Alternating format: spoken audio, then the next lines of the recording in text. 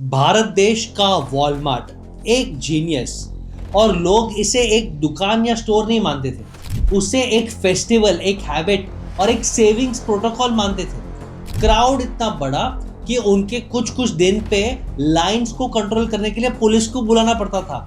Trolleys भी इतना आवाज करता था जैसे कोई वर्ल्ड कप मैच जीत गया।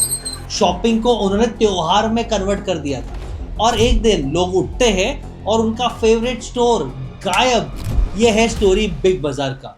द बियानीज ने बनाया बिग बाजार को, और रातों रात रिलायंस के स्मार्ट बाजार ने उसे ओवरटेक कर लिया। क्यों? आज के बिजनेस केस स्टडी में देखेंगे कि बिग बाजार का ग्रोथ क्यों हुआ, क्या क्या स्ट्रैटेजी पीसेस उन्होंने लिया, फिर कैसे डी-मार्ट ने, रिलायंस ने, ऑनलाइन ने उन्हें अटैक किया, और क्या मिस्टेक्स थे। अगर वो अवॉइड कर सकते तो आज भी बिग बाजार इंडिया में रहता और शायद एक बहुत बड़ा 1 लाख करोड़ का कंपनी बन सकता था। लेकिन if horses were wishes then I could always run, यानी अगर सपने, काश, इच्छाएं अगर हकीकत होते तो हम सब अरबपति रहते। तो आज के बिजनेस केस स्टडी में हम देखेंगे बिग बाजार का the rise and fall. Video start करने से पहले मैं हूं बसेश गाला, आपका business growth mentor and investor. मेरे तरफ से आप सभी को जय सिया राम, राधे राधे और जय जिनेंद्र। बिग बाजार, किशोर बियानी, ओ भाई, स्टार्टिंग में उनका दिमाग बहुत अलग था।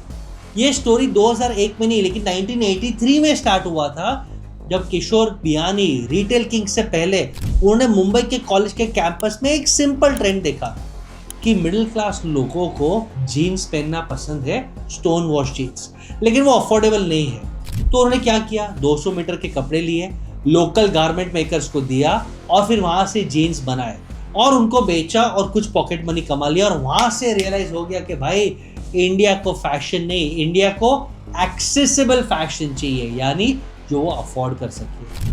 और फिर वहां से एक छोटे से ट्राउजर की दुकान 1985 में पटलून नाम का उन्होंने स्टार्ट किया, जो फ्यूचर में रीब्रांड हो गया पैंटालून 1987 में, to sound modern and aspirational. और वहां से एक बिलीफ इमर्ज हुआ जो फ्यूचर इंडिया के रिटेल को डोमिनेट करेगा, कि अगर मिडिल क्लास इंडिया ब्रांड को अपनाता है तो ब्रांड को वो इतना अपनाएगा कि सेल भरपूर हो जाएगा, और इंडिया के मास मार्केट के पास ऐसा कोई आउटलेट नहीं है, ऐसा कोई मॉल नहीं है। भाई अर्ली 2000s में इंडियन मॉल्स है ना ब्लाइंडली वेस्ट को कॉपी कर रहे थे। Premium lighting, polish floors, quiet aisles, excellent displays, पूरा एक्सपीरियंस, फैंसी सब कुछ। लेकिन रियल इंडिया को अपनापन चाहिए था, थोड़ा नॉइस, थोड़ा क्राउड, थोड़ा बार्गेनिंग, थोड़ा केओस। और यहाँ पे एक ऐसा उन्हें एस्पिरेशनल आउटलेट चाहिए था कि उन्हें वाव फीलिंग भी मिले, लेकिन उन्हें अपनापन भी लगे। रिटेलर्स ने ये साइकोलॉजी को इग्नोर किया, लेकिन किशोर बियानी ने इसको समझा। वो सरवना स्टोर साउथ में गए, जहाँ पे पूरा बिल्डिंग एक सुपरमार्केट था, यानी एन, पेन से लेके चड्डी तक सब कुछ आपको एक ही बिल्डिंग में, एक ही रूफ में मिलेगा। और वहां पे किशोर बियानी ने अपने आप को एक क्वेश्चन पूछा कि क्यों ना हम इंडिया का पहला हाइपर मार्केट बनाए, जो मॉल जैसा ना लगे, उनके खुद का मार्केट जैसा लगे, और जहाँ पे उन्हें क्वालिटी, एक्सपीरियंस और वाउ डील्स मिले।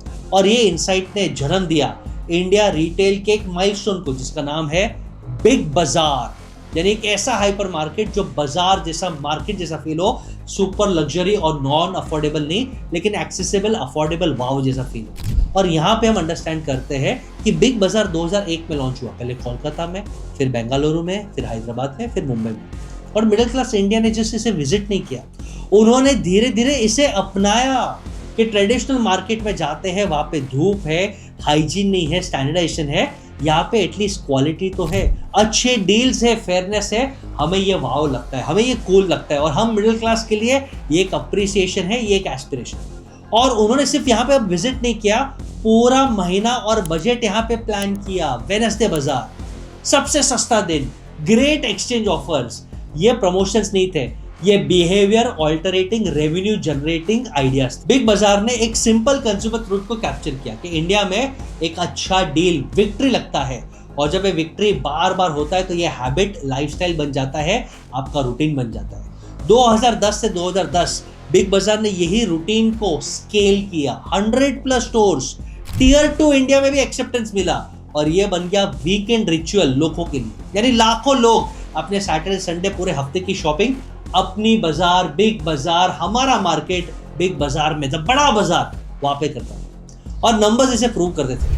24 करोड़ से ज्यादा एनुअल यूनिक विजिटर्स, 300 से ज्यादा stores, 9000 crore in revenue. But जहां पे आप स्केल करते हो और फंडामेंटल्स क्लियर नहीं है, वहां पे कुछ ना कुछ कॉम्प्लेक्सिटी बिल्ड होता है, क्रैक्स आते हैं। अब फ्यूचर रिटेल इतना फास्ट ग्रो कर रहा था कि उन्होंने बहुत सारे फोकस को डाइवर्ट कर दिया। और बसेसर हमेशा कहते हैं, नजर हटी दुर्घटना घटी। अगर वो रिटेल ऑपरेशंस में रहते तो शायद किंग रहते, लेकिन उन्होंने बहुत सारे सब ब्रांड्स बनाए, सेंट्रल बनाया जो प्रीमियम मॉल्स है for the ultra luxury people, FBB जो फैशन है, जो 100 स्टैंड अलोन स्टोर्स है 46 सिटीज में, फूड हॉल खाने का गौरमे 12 store in 5 cities, easy day grocery markets 1000 stores in 335 cities, home town furniture के लिए, ई जोन इलेक्ट्रॉनिक्स के लिए, और धीरे धीरे करते 1500 से ज्यादा स्टोर्स पूरे देश में, पूरा रिटेल इकोसिस्टम। बाहर से किशोर बियानी, उनकी फैमिली और ये ग्रुप को लगता था कि वो रिटेल किंग से अनस्टॉपेबल है,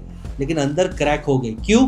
और एक क्रैक 2008 से ही चालू हो गई, क्योंकि जब आप स्पीड पे बिल्ड करते हो लेकिन स्टेबिलिटी पे, फाउंडेशन पे, स्ट्रैटेजी पे नहीं, कभी ना कभी एक्सीडेंट होना जरूरी है। भाई ये जो एक्सपांशन हो रहा था वो हो रहा था लोन्स के थ्रू, प्रॉफिट के थ्रू नहीं। और 2008 में जब ग्लोबल क्राइसिस आया, Lehman brothers crisis, the housing crisis, वहां पे स्पेंडिंग कम हुआ और डेट महंगा हो गया, इजी डेट नहीं मिलता था और डेट हो गया सिर का दर्द। 2012 में फ्यूचर ग्रुप का डेट हो गया 1000 करोड़ और वो सर्विस नहीं कर पाते थे। 1000 करोड़ का मतलब आप समझते हो, अगर उसे महीने का 1% भी ईएमआई अगर देना पड़े तो 10 करोड़ रुपीस हर महीने ईएमआई में शेल करना पड़ेगा, which is just too much. और बियानी साहब को उनके मेजर बिजनेसेस इंक्लूडिंग पैंटालून को बेचना पड़ा कि वो डेट को सर्विस कर पाए और लिक्विड रह पाए। लेकिन वहां पे उन्हें लगा प्रॉब्लम सॉल्व हुआ, लेकिन प्रॉब्लम सॉल्व नहीं हुआ। ये नंबर्स बहुत डेंजरस थे। सबसे बड़ा था कि बिग बाजार की 3 मेजर वीकनेसेस थे। पहला, रेंट। अब बिग बाजार 1500 करोड़ रेंट पे देते थे, which is almost 8% of total sales. और उनका डीमार्ट जो सबसे बड़ा कॉम्पिटिटर था, उनके जगह सेलफोन थे, तो रेंट में मोटा मोटी 0% ही देते थे। तो ये बहुत बड़ा एडवांटेज था। इमेजिन करो, हर प्रोडक्ट पे अगर आप 5% एक्स्ट्रा डिस्काउंट दे दो तो डीमार्ट बिग बाजार को तोड़ सकता था। और इंडिया में लोगों को डील्स पसंद है, तो जो चीज ने बिग बाजार को बिग बनाया वही डील्स अब डीमार्ट देने लग गया, क्योंकि उसे रेंट नहीं देना पड़ा। इनिशियल स्टोर्स खुद के थे, वो प्रॉफिट फोकस थे, डेट ज्यादा नहीं था इनके पर और वो ग्रो कर पाए। सेकेंड, यहाँ पे भी डीमार्ट ने उन्हें पछोड़ा। बिग बाजार का इन्वेंट्री टर्नओवर था 4x, यानी साल में 4 बार इन्वेंट्री घूमता था। यानी जितना इन्वेंट्री है उसका सेल्स इज 4 टाइम्स। अगर हम कॉग्स वैल्यू पे, कॉस्ट ऑफ गुड सेल्स के वैल्यू पे कंपेयर करें, यानी 1 करोड़ का माल है तो अज्यूम करो 6 करोड़ पे बेचा, अज्यूमिंग कि 4 करोड़ का कॉग्स है। डीमार्ट का ये 16x था, यानी मोटा मोटी 20 दिन में माल घूमता है, वेयर बिग बाजार का 3 महीने में माल सफल होता है। अब इमेजिन करो, जितना माल घूमेगा उतना पैसा रोटेट होगा, उतना शेल्फ स्पेस रोटेट होगा, उतना ही आपके पास ओल्ड एक्सपायरी या स्टेल स्टॉक नहीं रहेगा, फ्रेश स्टॉक आएगा। मोर मोमेंट मीन्स मोर प्रॉफिट, मोर आरओआई, मोर फ्रेशनेस, मोर वाउनेस। लेस मूवमेंट मीन्स आप अटक गए, पैसा भी ब्लॉक हो गया, आरओआई भी अटक गया।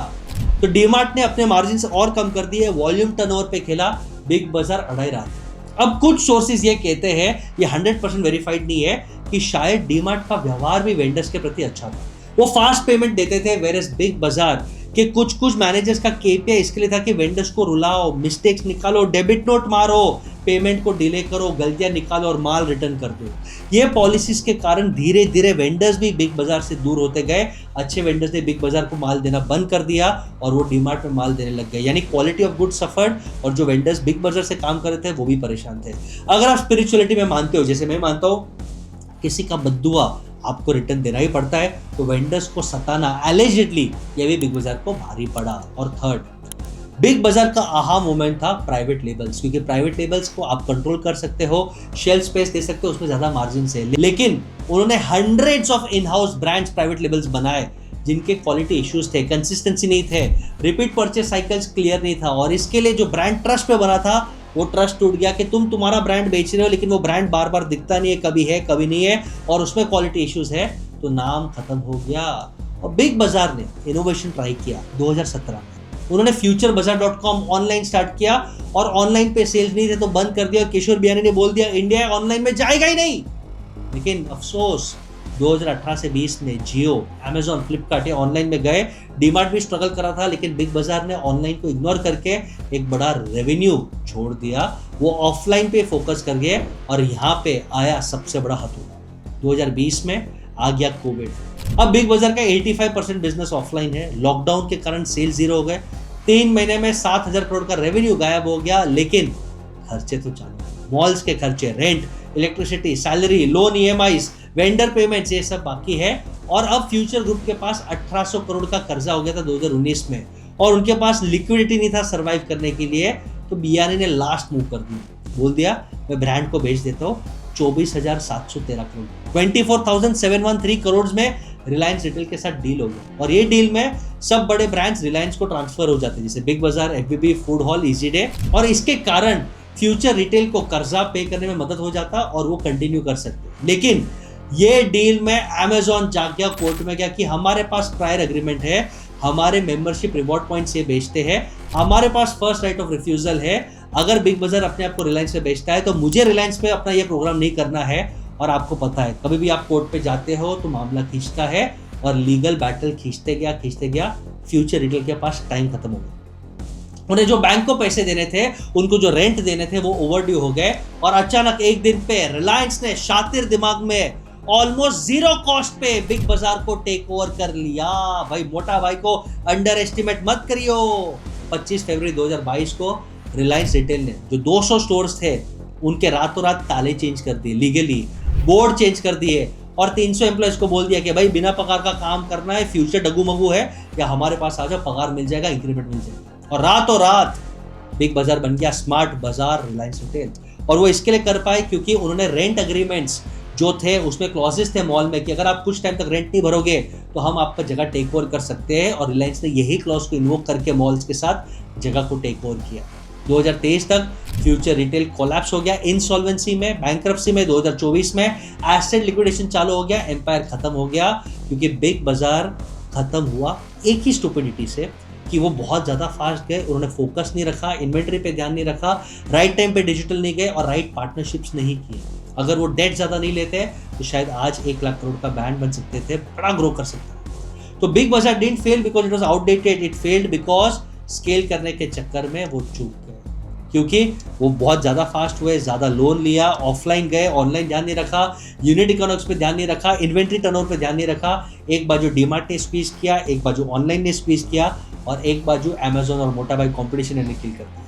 तो ये बिजनेस केस स्टडी कैसा लगा कमेंट में जरूर बताना। इसमें आप अपने बिजनेस में क्या इंप्लीमेंट करोगे वो भी पॉइंट जरूर बताना। और ऐसे ही अमेजिंग बिजनेस केस स्टडीज के लिए दोस्तों keep following business with Basesh.